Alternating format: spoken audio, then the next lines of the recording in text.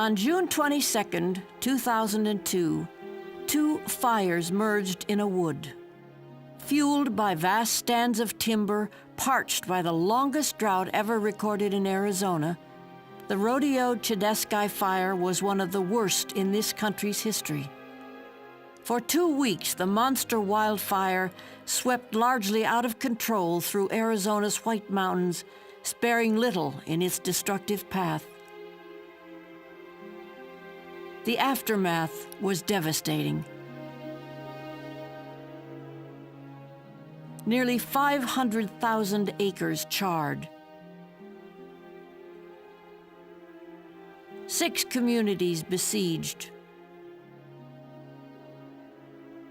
30,000 residents evacuated.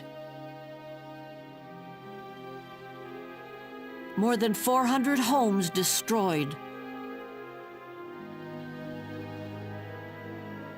A crippling $60 million economic loss that will impact the area for decades to come. Yet as frightful and overwhelming as the circumstances were, an extraordinary team of individuals and organizations mobilized to fight the fire and provide aid to victims. Hundreds of employees and volunteers from social service agencies, churches, schools, and businesses embraced the heroic disaster relief effort. Thousands of others contributed goods and financial donations. And the Salvation Army had a significant presence. Just west of the town of Heber, in the wildfire's early path, 200 children and 45 staff members were enjoying a week at Camp Ponderosa, the Salvation Army's 180-acre summer recreation camp for underprivileged youth. Camp Ponderosa was in harm's way. The smoke was so thick that you couldn't even see the tent platform right there, and it was even covering this whole meadow area. You could not even see across the meadow.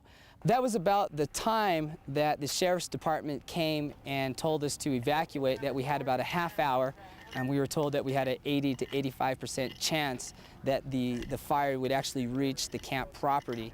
Miraculously, the fire took another path, and Camp Ponderosa was spared, freeing the staff and camp resources to serve a vital role in aiding firefighters and fire victims. The good thing is that because we were ready for the summer, our camp was fully stocked with food and supplies, so we were able to use those food and supplies to feed the firefighters.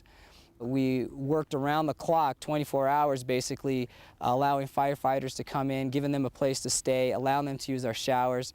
We were cooking meals directly from our kitchen, transporting them to the fire department in Heber, and just working alongside the volunteers at the Heber Fire Department.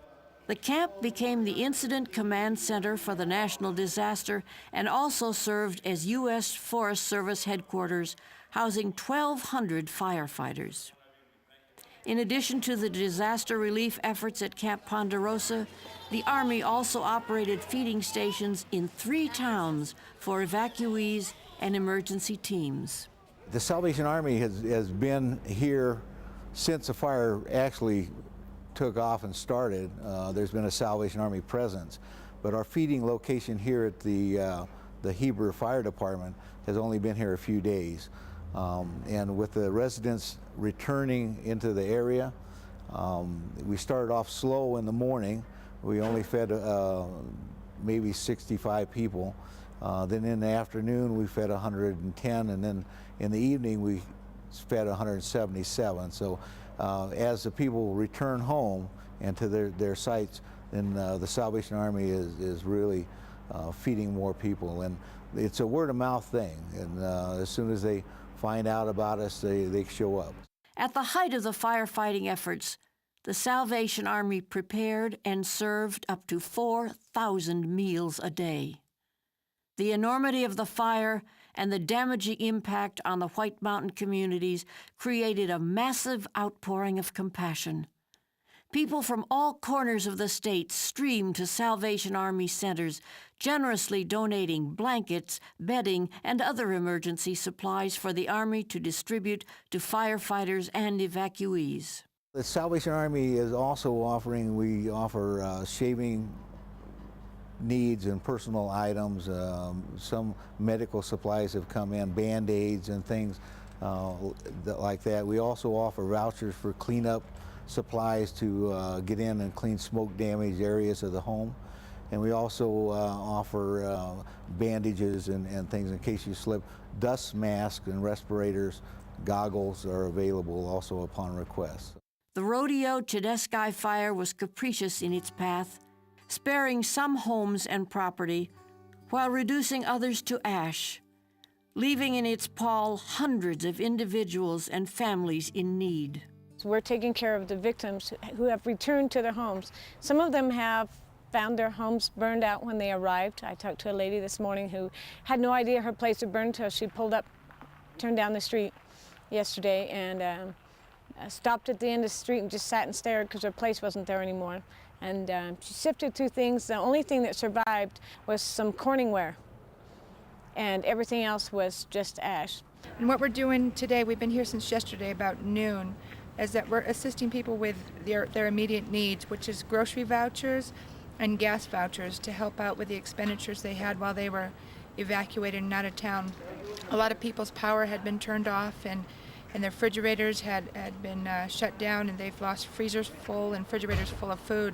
So we're assisting them with restocking their food supply. Our service is we'll take care of all individuals as needed. You know, we heart to God, hand to man is our profile and our philosophy. We are here to fulfill the need. We try to be the first on the scene and the last to leave. We try to meet all the needs of the people, and we will be here until that need's satisfied, or at least have a presence in serving the community.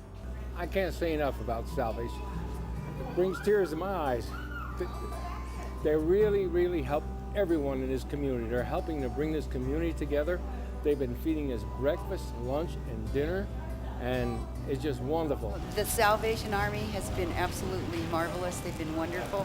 They've helped us out more than I ever expected. Salvation Army has been excellent.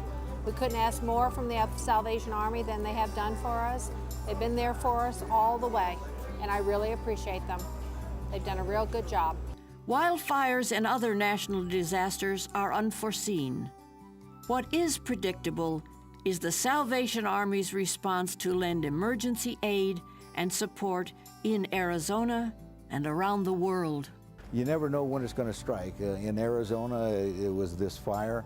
In California, it could be earthquakes or floods. Like in Texas, it's flooding right now. But the Salvation Army is always there. We were 4 blocks away from 911 when that happened. And so our response time for that event was approximately 15-20 minutes. But the Salvation Army is prepared and ready to mobilize in any emergency and any disaster.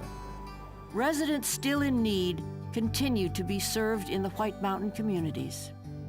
First on the scene and last to leave, serving human needs during difficult times is part of the Salvation Army's mission. The laughter of children has returned to Camp Ponderosa. Healing of the soul and replenishment of the land has begun. The Salvation Army was there to help and is here to help. If you are in need or know someone who is, please contact the Salvation Army for help.